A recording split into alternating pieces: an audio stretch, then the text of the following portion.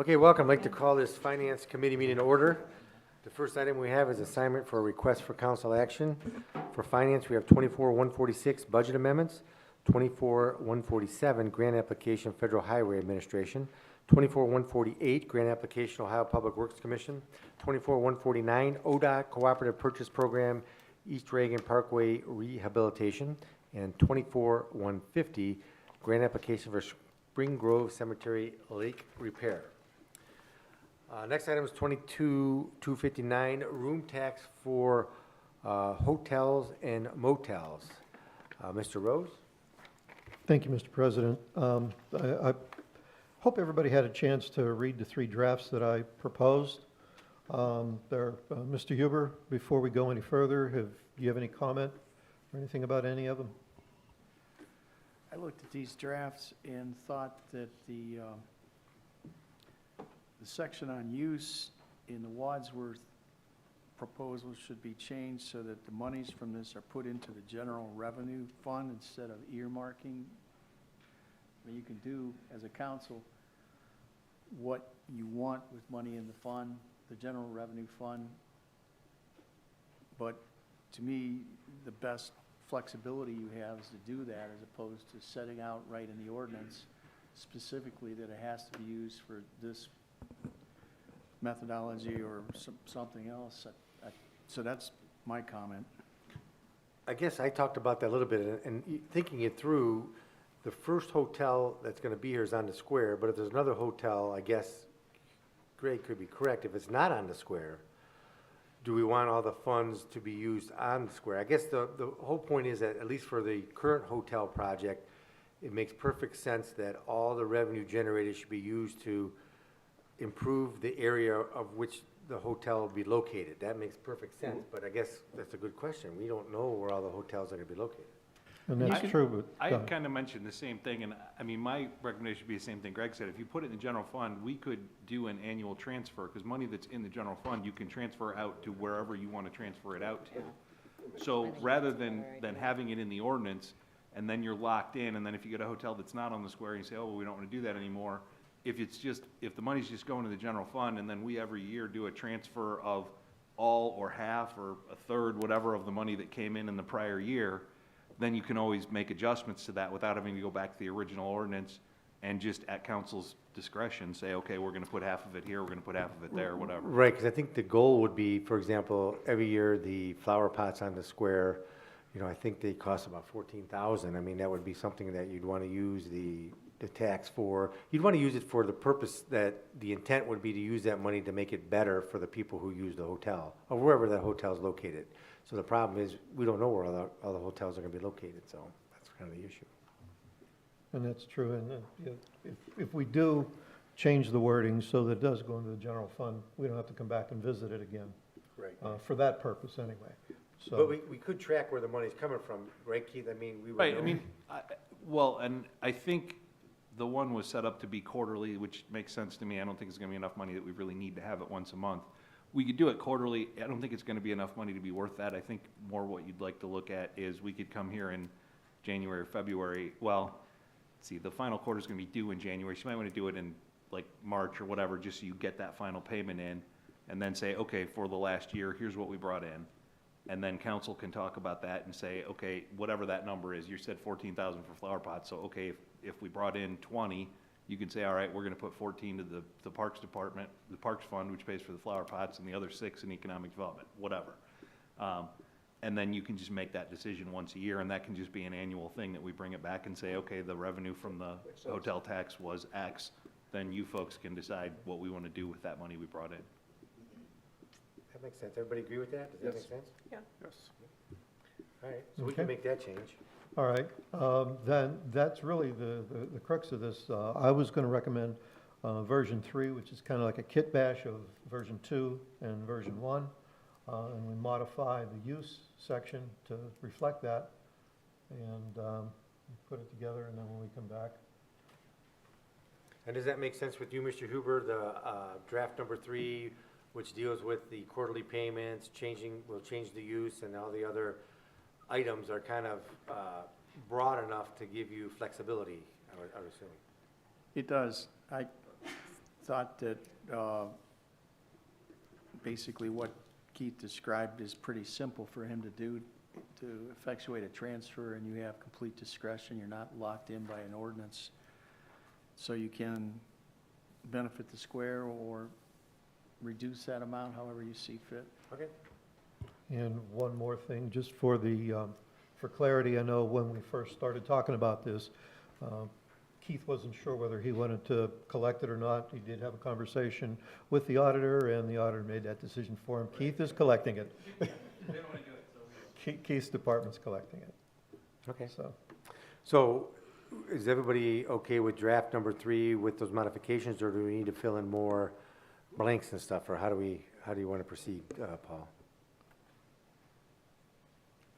I'm okay with proceeding with, just with the modifications that we discussed here. Anybody? And I guess we'd have to anything else? develop a new section. I guess when it comes back to us in August, we could figure out what section of the codified ordinances it would go in, because there's, the X's defining where it goes in our codified ordinances. I guess we don't know that yet. Right. Okay. Everybody okay with that? And Paul, I just want to clarify, we came to 16 rooms, anything greater than 16 rooms? Correct, right. Okay. Anything, yeah, so that'll exclude the 2 hotels that are being used for, for people who really need a place to live. Okay. Is there a motion to approve as modified, and then we'll take it to council with the numbers in there? Move to approve as modified and final review by the law director when it comes back before us in August. Second. Any further discussion? All in favor? Aye. Opposed? Motion carries. 24-143, award to construction manager at risk Muni Court renovation. Patrick? Thank you. As council knows, council created a CMAR review committee. The purpose of it was to select or recommend a construction manager at risk for the municipal court renovation project. We did receive 4 letters of interest from interested firms. We shortlisted, after review, the committee shortlisted to 2 firms that were invited to submit a technical proposal and a cost proposal. We reviewed and scored those proposals, and then we conducted a second interview with each of the firms. And after going through the whole process, the committee is here to recommend the ruling company from Sharon Township as the CMAR for this project. I did speak to Nancy Nozick, the architect from Brandstetter, and it was her conclusion that Rulin was the most qualified as well. Any questions? As a member of the committee, I think, we went through the process, and it was, it really did come down to the 2, and, after further talking with each of the participants and the scoring mechanism we had, to me, it became quite clear who to choose, so. And I think they'll do a great job. It's good they're local. Yep. I agree with President Coyne. The ruling definitely came through with showing that they wanted to be here in a lot of ways. And I'm very comfortable with our decision. So I think what we're gonna do this evening, we'd pass it out of finance, and then when we come back from council, in August, that's when it'll be passed from council. Okay. I'll make a motion then to take the recommendation of the committee recommending Rulin as our construction manager at risk for the Muni Court renovation project. Second. Any Mr. further President? discussion? Pat? Just so the council knows, I don't have it in front of me, but I believe their cost proposal was like $547,000, somewhere in that neighborhood. Mm-hmm. Yep. Yeah, they were a couple $100,000 less than Gilbane, correct. But in the interim, we can move it forward, and then, once we get to council, we have to determine, it'll be paid over time.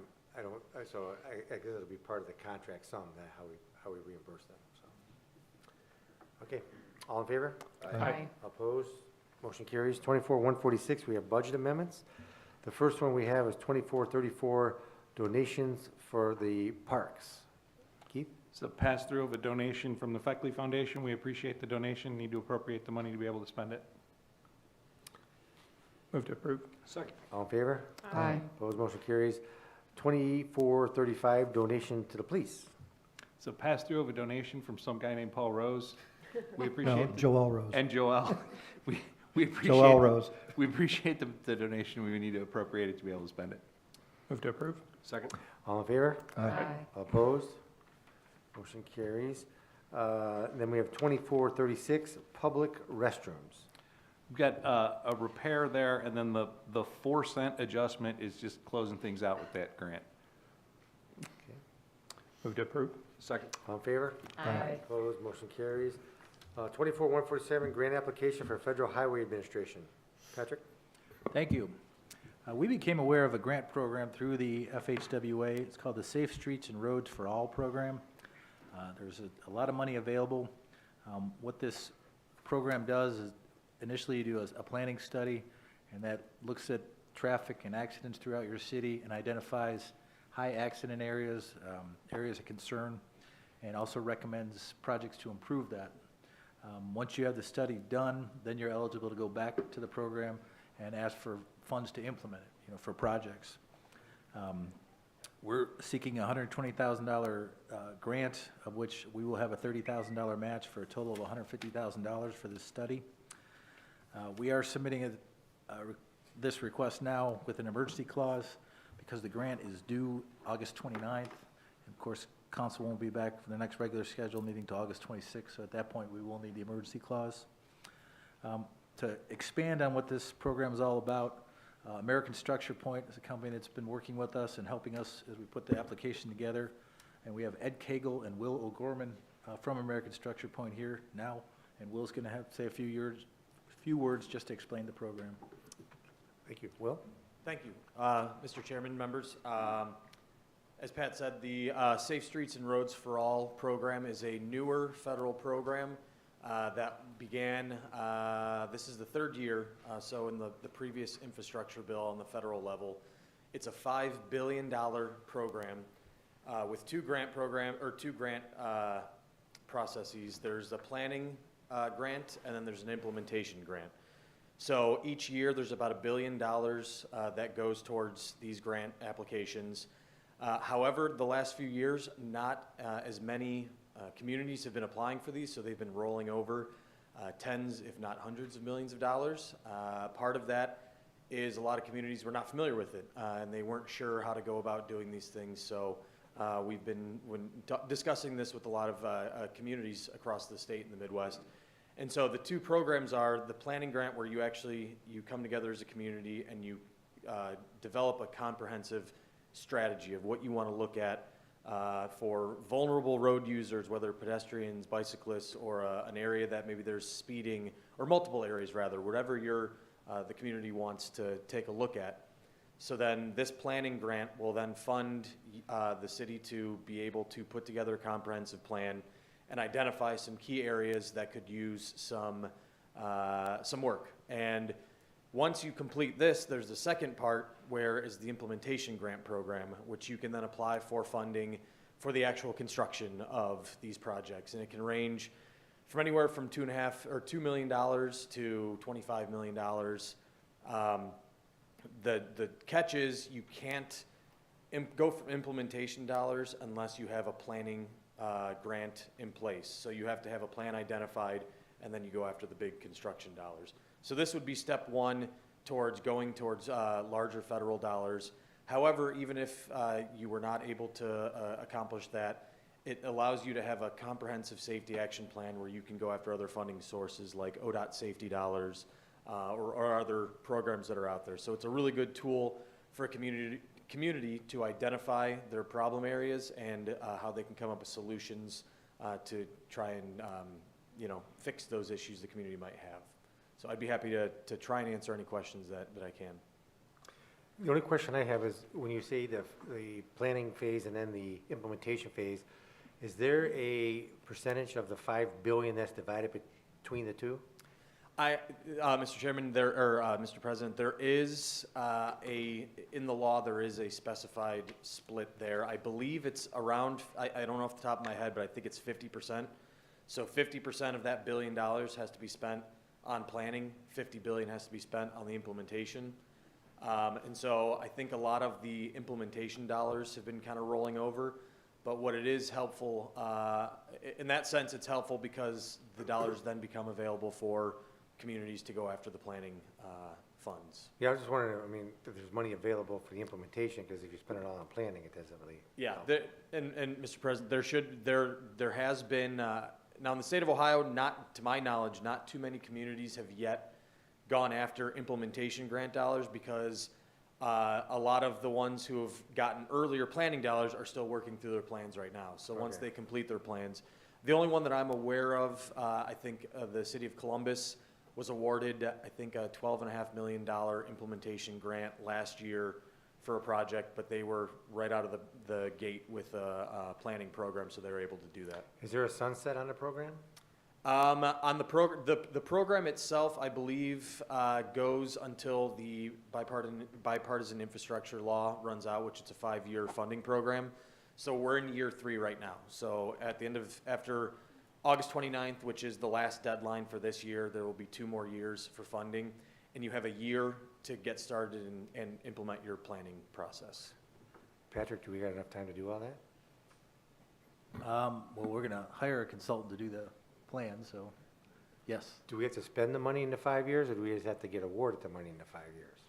Mr. President, the planning portion, putting together the comprehensive action plan, I believe you have a year to do that, but that's just putting together the plan itself. And then that's completely separate from the implementation. So if you then identify through your plan, we want to go fix X, Y, and Z here, you then go after an implementation grant, which would be a new round of grant funding. So Right, that- but do you know if the grant funding expires in the 5 years since we're in year 3, or does it just have to be awarded within the 5 years? I believe it has to be awarded, but I can double check on that and make sure I have accurate information. I just want to make sure we can spend the money if we get it. so. Sure, absolutely.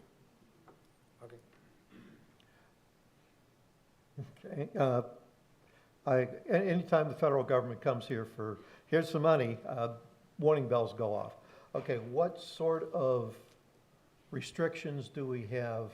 We go through the planning process and we go, we're gonna implement this. What sort of restrictions do we have as far as the bidding process, who we can hire, what we have to do, and things like that with this program? Mr. President and Councilman, I'm not 100% sure on all the details of that, and actually, I think Ed is coming over here, might have a better idea of the federal process than I would, so I'm going to step aside and let him. Okay, Good evening, Thank Ed you. Cagle with American Structure Point. It would follow the standard federal requirements similar to LPA work that the city does through ODOT District 3, where you would have QBS selection on the consultant side, and then the standard traditional bidding phases that you go through for LPA and federally funded projects. okay, so a process similar to what we just went through with the CMR type? That type of process? It's a selection, we're using federal dollars on West Smith. So we've Okay. been through it, it's similar, yes. Okay, all right, similar to West Smith, okay. All right, and this is, I guess that answers it then. Okay, thank you, appreciate You're it. welcome, sure. Any other questions? John?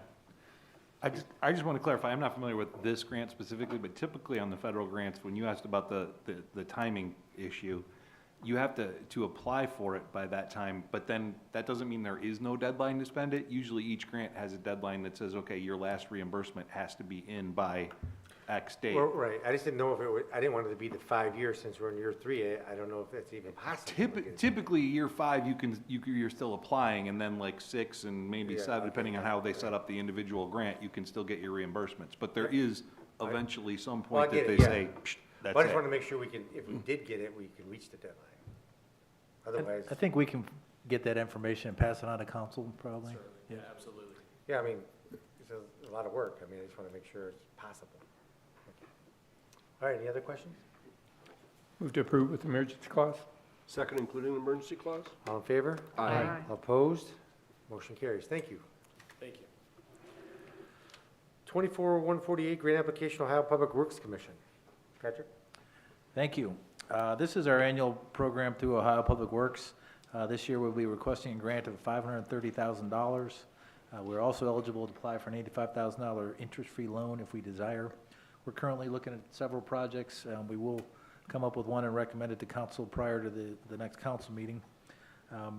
We are again asking for the emergency clause, same reason. This grant is due September 6th. So by the time you come back on August 26th, we will need the emergency clause at that point. Any questions? Move to approve with the emergency clause. Second including the emergency clause? All in favor? Aye. Opposed, motion carries. 24-149 ODOT Cooperative Purchase East Reagan Parkway Rehabilitation. Patrick, you're on again. Or is this Nino? This is Nino.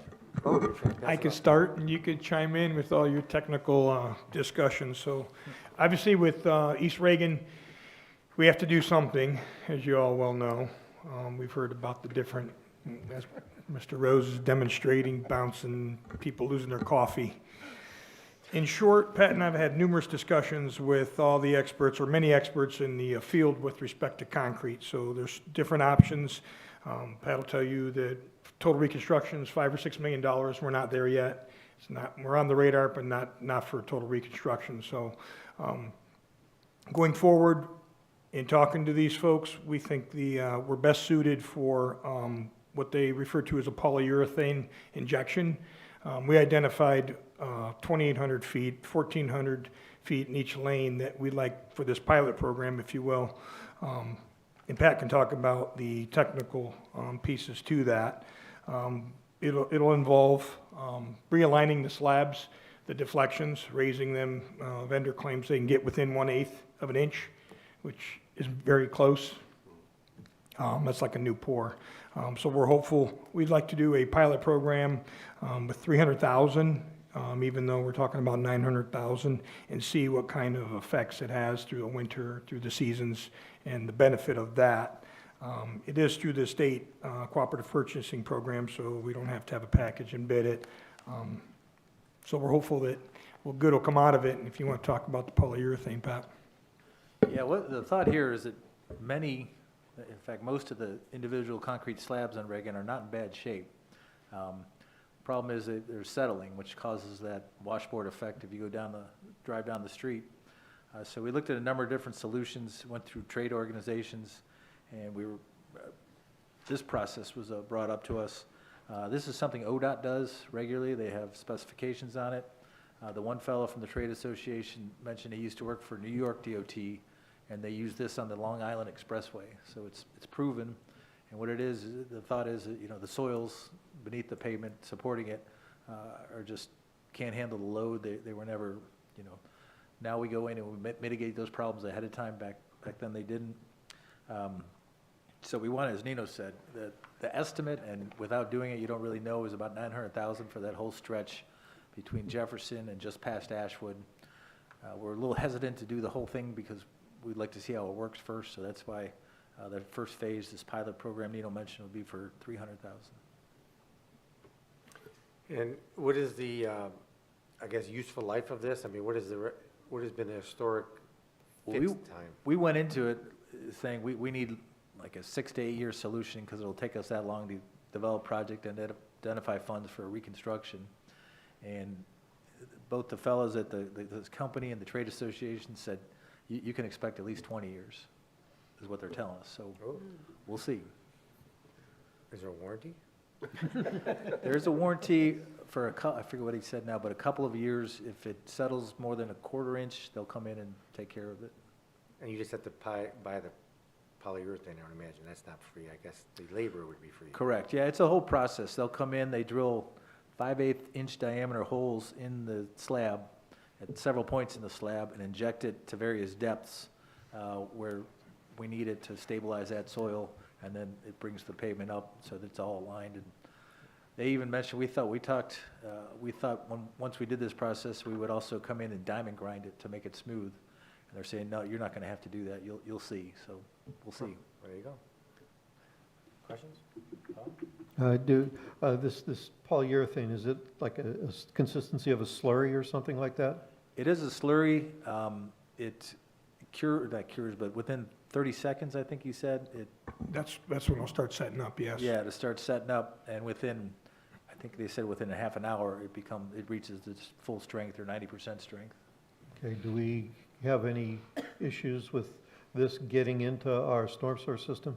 That's something we talked about, and we do have to be careful. We're gonna have to identify not just storm sewer, but all the conduit there, and they're gonna have to take that into account when they're doing this, so that doesn't happen. So if I may, we're talking about 2,500 different injection sites, and it'll go from anywhere to subgrade underneath concrete, existing now, to 2 to 4 to 8 feet deep. and not only just getting subgrade, but even deeper in the soils. So, and as Pat said, we identify the sanitary and all the other storm sewers, whatever utilities, so they're not interacting. Okay, all right, great, because we don't. It need those is plugged up. considered an inert material, so it poses no environmental risks or hazards at all. I'm not worried about that, I'm worried about it plugging up and the rainwater doesn't go where it's supposed to go. Okay, thank you. Denny? I don't have a question, I have a comment. What year was Reagan built, or I guess there is a question? This section, this section was 91 or 92, Okay, something like that. and I know, I mean, there was legislation that prevented truck traffic from or during the process of it being built. Can you just imagine if we would have allowed truck traffic, what that entire stretch probably would have, because the concrete is extra thick, or thicker than the regular concrete pavement on a regular residential street, correct? It was, at the time, it was exceeded their standard for a residential street. We've since changed our standard, and it's built now like we build residential streets. No, So- okay. So, I'm in favor of this project, so, yeah, thank you. I have a question, too. So in 15 years, there's chunks of concrete that now need to be replaced. How much more difficult will it be to replace those chunks with that chemical underneath it? That's a good question, because we told them, you know, ultimately, even if we get 15 to 20 years, we're probably gonna have to reconstruct. And just to step back for a second, there's some of those slabs that are all broken up that we're gonna have to replace anyhow, but it's a minority of them. But they said there's no problem, they said you can excavate it without any extra effort other than other soils. Anything else? Move to approve? Second, is that with the emergency clause? Not that No. one. It was not. Second. He didn't request it. Did he or didn't he? No, it was not requested with emergency clause. and you know No emergency clause. Okay, all in favor? Aye. All opposed? Motion carries. 24-150 grant application of Spring Grove Cemetery lake repair. Quick, Mayor? Thank you. So this is on behalf of Barbara at Grants, and Jansen wasn't able to attend either. So we just found out on July 2nd, the grant information was sent to Barbara, and the project identification, or what the projects that would qualify for, was not received by Barbara after her request until July 3rd at almost 8 p.m. That's why it's an add-on, because we missed the cutoff for this meeting as a result of that. We weren't even aware that these grants are available. It's through the Ohio Division of Real Estate and Professional Licensing and Ohio Cemetery Dispute Resolution Commission. So now we'll be on their notice of these grants. It's a maximum of $2,500. Nino and Jansen are recommending the repair of a leak at the Hard Edge Lake there at the cemetery. And it says a total of $4,000. That's combined, the $2,500 if we get that as the grant, and at a not to exceed $1,500 for a grand total of $4,000. There's a chance it could be a little bit less than that, but until we get into the project, we had to put this together within a short period of time today. We talked to the people that do these drainage projects for the city, and this was the best estimate that we could come up with. The main thing we need, excuse me, tonight from the council, at both finance and council, is the ability to apply for the grant to meet the deadline, because that's going to be before you get back from break, July 31st, and at least get the process moving, and then see if we're successful with it or not. Anybody have any questions? Move to. I just want to thank Nino, Jansen, James from the Sexton for the cemetery, Patrick, for, this has been a long process trying to identify where the leak is in this lake, and hopefully this will be able to, if we're awarded this grant, help for the cost of mitigating this problem. So So, thank you. Move to approve with the executive clause, or the emergency clause. Second. All in favor? Aye. Opposed? Motion carries. All right, is there anything else to come before the Finance Committee? Because we are heading into our long-needed break. Oh, Mayor? Yes, sir. I just want to clarify, earlier in the agenda, that first donation for parks for 2577, it is for a bench, but it's not, we're running it through parks because they're the ones that generally order the bench. But council may recall, we talked about a bench that the McClure family wanted to purchase, and the Feckley Foundation agreed to give them the funding for the public's benefit. C.B. McClure was a former mayor of the city of Medina and then a municipal court judge for numerous years. And rather than in this grass area outside of Nino and Patrick's office there, we do have a cement piece as you go out those doors immediately on the right that bench would fit perfectly. And then everybody coming in out of City Hall would see it right there, and as well as provide a place for some of our residents with needs that might need to take a break between the parking deck and getting in the building and back and forth. So I just wanted to clarify, it was not a bench for the park, but it's a bench for outside of City Hall here to recognize C.B. McClure. Thank you. Anything else? And I'll make a motion to go into executive session for two purposes. The first is to consider the purchase of property for public purpose, because premature disclosure of information would give an unfair competitive or bargaining advantage to a person whose personal private interest is adverse to the city. And the second reason is for conferences with the law director for the city concerning disputes involving the city that are subject to pending or imminent court action to include the mayor and the law director. Second. Will the clerk please call the roll? DeSalvo. Yes. Rose. Yes. Shields. Yes. Coin. Yes. Simpson. Yes. Hare. Yes. Hazeltine. Yes. Motion passes. We'll be recessing into executive session to discuss what Mr. Shields brought up. We'll be returning to finance, taking no action of any item discussed in the executive session, adjourning finance and moving on to council. We are in recess.